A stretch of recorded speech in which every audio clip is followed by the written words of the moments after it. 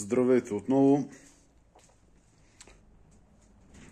Включвам се, за да ви покажа на Audi A4 B6 тройка мотор 220 коня, бензиново, мотор е ASN.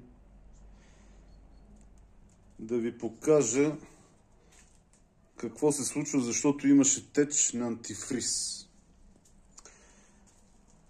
И установяването на този теч е изключително сложно и трудно, защото както си тече, така изведнъж спира, не можеш да хванеш точно откъде е проблема, но идваше от към ангренажния ремък,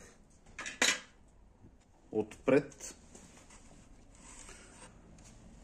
Ето това е хидравличната помпа.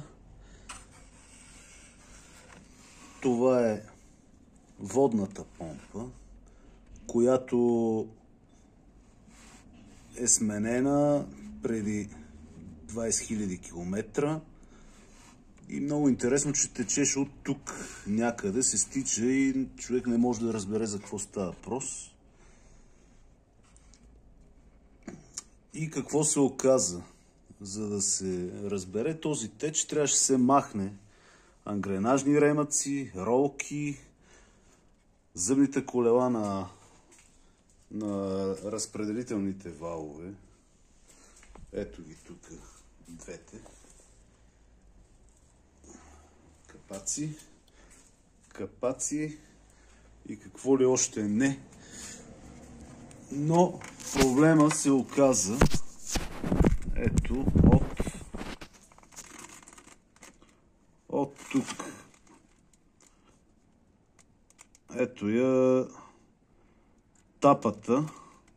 Това е тапата на блока. И тази тапа, виждате ли дупчицата? Къде е станала? Все едно с бургия си е пробил. Това се е случило вследствие на ръжда. Тапата е просто ръждясала и изгнило. И те са две тапи. Едната е тази горната. Това точно термостата. Под термостата са тия две тапи. И за целта, за да се отстрани този проблем с този теч на антифриз, който е отвратителен, трудно откриваемо. Човек си мисли, че е водната помпа, но няма нищо общо. Водната помпа си е здрава, нищо и няма. Ето я дупчицата, точно в средата. И сега единия вариант е за отстраняването на този тече да се завие една рапитка течен метал и да се изчака да изсъхне и да напълните системата и да видите какво ще стане. Другия вариант е да се сменят двете тапи. Но за смяната на такъв тип тапи трябва да се изкъртат с отверка или с нещо, каквото вие сами си измислите. И след това да се набият две чисто нови тапи.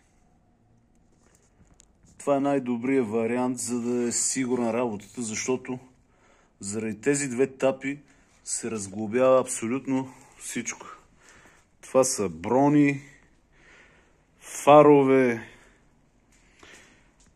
всичко, просто всичко, цялата предница тук. Пистови ремъци, ангренажни ремъци. Съответно трябва да си законтрите валовете с подковите. Ето, тук е другите два вала. Защото както си карате, така колата ще остане без антифриз и ще я прегреете и ще трябва да я хвърляте на боклука.